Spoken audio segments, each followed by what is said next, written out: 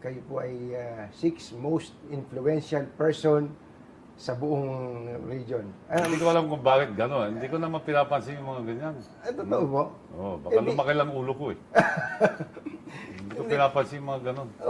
Pero influential, pagka po nabanggit yung salitang influential, na-attributed to you. Ito sa particular na instance to, parang influential in the gaming industry, yun ang palabas nila. Opo.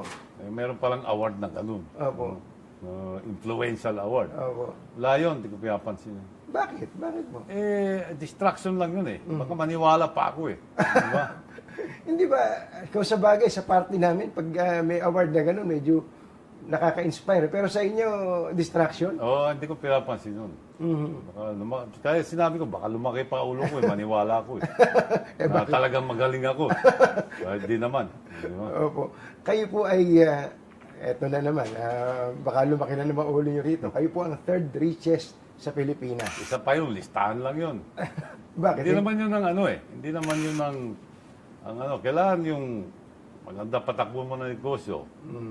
Palakihin mo yung negosyo mo. Tuwid yung ano, yung patakbo nyo. Opo. Madetalya kayo. Mamanis mo mabuti.